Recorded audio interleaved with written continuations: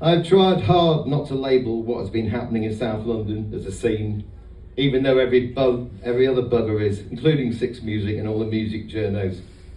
But how can it be considered this way when it has no has no definable identity or sound? It's certainly not like anything I've experienced since arriving in London 3 decades ago. I guess more than anything else, it's a community. Everyone looks out for one another. And because it's not a scene in the usual sense of the word, it's hard to envisage it ever coming to a natural end. This organic, evolving micro-community pays no mind to what's in or out, or trending within the wider, homogenised, narcissistic culture, perniciously creeping into every corner of our lives. This collective exists within the fringes, beyond the mainstream's critical eye, at least until a band is ready to take the plunge. Still, all this recent attention is a bit of a worry. The current buzz from the next big thing culture, hardwired to be fickle, fresh meat to feed their short attention spans, who swallow without tasting before moving on to the next. Yet this shape-shifting musical community refuses to be nailed down or turned into a strapline, and this is what makes it exceptional. So what's your book about, is the question that has dogged me these past 3 years. My bro was the first, when during a long phone conversation, I told him I'd started a book. This is now going to flash back to that conversation. It's actually true. On the 30th of July 2017, in my home, at my kitchen table. So what are you reading? Asked my bro. No, I'm writing one. Oh, right. So how much have you written? 6 pages? My bro chuckles down the phone, a bit like you did there. For fuck's sake, I only started a couple of hours ago. He's still chuckling. Why are you laughing? Are you stoned? No. Well, a bit. I laugh. Well, we've been here before, he continues, referring to the various unfinished symphonies littering my various hard drives. Oh, well, I guess, yeah. So what are you going to actually publish this one? That's the plan. What are you going to call it? I didn't have a name. I hadn't even thought about it until the question was put to me. Woo! The word just flew out my mouth, but it kind of made sense. My bro is quiet as he mulls it over. What, as in W-U? Like Wu-Tang Clan? No, W-O-O. Oh, okay, woo. With an exclamation mark. An exclamation mark? Not woo. Woo! Woo is that little dopamine hit we sometimes get that knocks us out the groove of our conditioning, enabling us to let go and fall into the present. It can be any number of things, and it's different things to different people, but it's not about things. It's about those moments that help get us through the day, through our lives, and imbue it with meaning. That irrational excitement, those accidental connections, those little hits of love that cut through the banality of everydayness, catching us off guard, causing the ice to thaw around our hearts, and our senses to momentarily heighten. We knew this when we were kids, open to anything, alive to everything, excited by the small things when life had texture, colour, even magic. Sorry, whoops, which is mine. That must be it. The one with beer in it. But life is hard, busy, stressful, rattling through the days as we chalk up the years, powered by fear, arrested by anxiety, numb by repetition, and if it all gets too much, there's always drugs and alcohol. I'm not supposed to say woo there. These moments of pure joy became a rare treat, needing ever greater stimuli to find our way back, or we just forget they even existed. And so onward we struggle, wrestling with time in search of a better now, disconnected beings craving connection, desperate to control the outcome, yet isolated by the effort. Passions once held dear, pushed aside by necessity and the struggle to survive, then forgotten, like a Polaroid left in the sun, image erased along with the sentiment. Much like the proverbial boiled frog, we just don't feel it happening.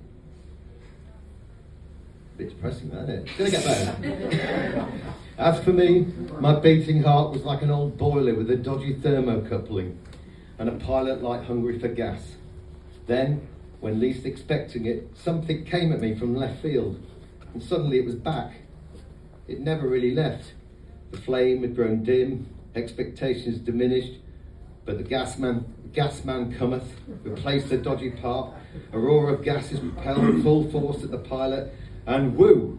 My head giddy, my stomach tingling, my face beaming. I can feel again. I'm still alive. It was like falling in love. I had fallen in love. Okay, I get it. Woo! Proclaims my bro. You think it's okay? Might need a subtitle. You reckon? Probably. There's a pregnant silence, quickly shattered by laughter. I have other reasons for calling this book Woo. It was a popular sign-off on all the socials, from the bands and characters within this collective, which is what brought it to my attention in the first place. My friends kindly supporting my non-participation of data harvesting platforms by sending me Facebook screenshots and the like, keeping me in the loop, often punctuated with woo. My final reason for this book's title, which I have to fess up is nothing more than gratuitous self-promotion, is because if this book ever makes it to print, which it did, every decent gig anyone attends, anywhere, ever, will be promoting it. For amongst all the applause and excitement, many a reveller will be shouting and screaming, "Whoa!" What is it about then? What is it about, my brother asks. Well, everything, I guess. Everything. Okay, mainly music, but I'm keeping it open. What does that fucking mean? Laughs my bro. I don't want to be fenced in. Okay, so you're writing a book called Woo about music, but also everything. I said, okay, not everything, anything. Anything? Yep. What, anything that goes through your head? Kind of, he says. So how on earth do you end a book about anything? Flash forward to 5th of June 2020, back in my home. I could not answer that question, but since the end is nigh, I'll try and do so now. Though I'm not going to insult your intelligence and give you some seismic revelation or cosmic twist or anything remotely smart-ass. Partly because I can't think of one, but also because it's just not that kind of book. It's about as honest account as I can give without lawsuits following, and even that's not guaranteed. They say, don't let the truth get in the way of a good story. So if you think this is a load of old shite, well, that's because it's the truth. I'm not special. We all have woo moments. I just wrote a few of mine down. It's a feeling we all know, and much like an 80s martini ad, it can happen anytime, any place, anywhere, and with anyone. For me, the place was the windmill, and it was the fat white family who led me there. I have no idea where all this will take me, but do any of us? The structure upon which we hang our lives, the plans we painstakingly make to give us direction, are nothing more than fictitious tramlines, a best guess, but no one has a fucking clue what lies ahead.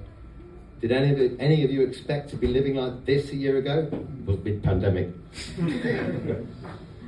Along the way, I lost a good friend, Tigger.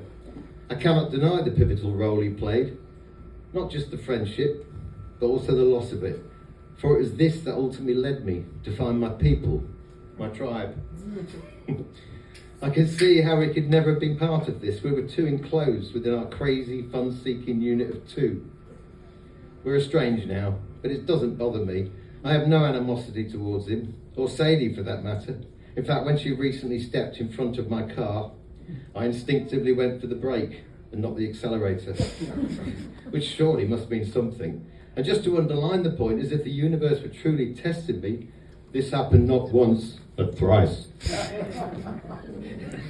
Somebody might get that reference.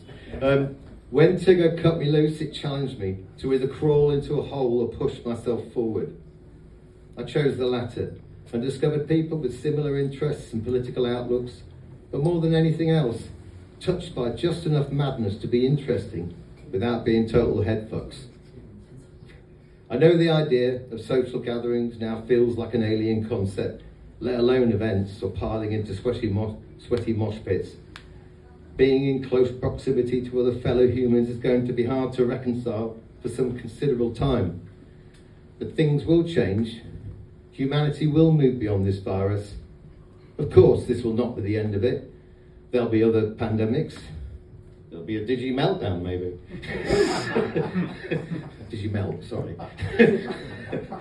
But we could just as easily be hit by an asteroid. Or the super volcano under Yellowstone Park, I keep going back to Yellowstone Park, don't I? Might finally explode.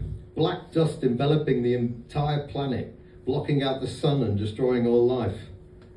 There are myriad reasons why we could be wiped off the face of the earth, but we cannot go through life in fear of possibilities.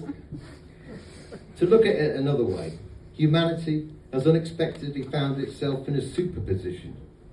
This virus exposing the structural weaknesses in this broken socio-economic system, this globalised world with its consumption-based economy that's destroying the planet and forcing billions into poverty.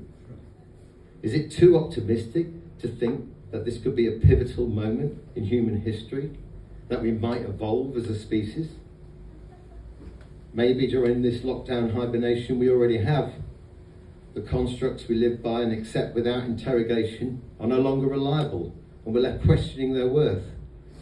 All the crap we accumulate along the way, cluttering our lives, is merely borrowed. Yet it's so easy to get lost in it all, to forget that in the final reckoning, all that counts is our experience of living, our loves, our passions, our families, our friendships. Sorry. And the communities we build. Sorry. Wet your whistle, man. Yeah, where was if this pandemic has changed us, if it has caused a shift in consciousness, a new way of thinking, then the idea of the world changing is now an inevitability. This is how it works. I don't mean we should be sitting around in the lotus position, chanting, as worthy as that may be. I just mean when we do step out of our introspective isolation, we can look at the world afresh, be alive to what's around us, more available to experience, to those special, sometimes magical moments that cause every atom of our body, every synapse of our nervous system, every spark within our brain, every fibre of our being to overwhelm our intellect, squeeze our lungs hard, force our mouths to open and yell, "Woo!"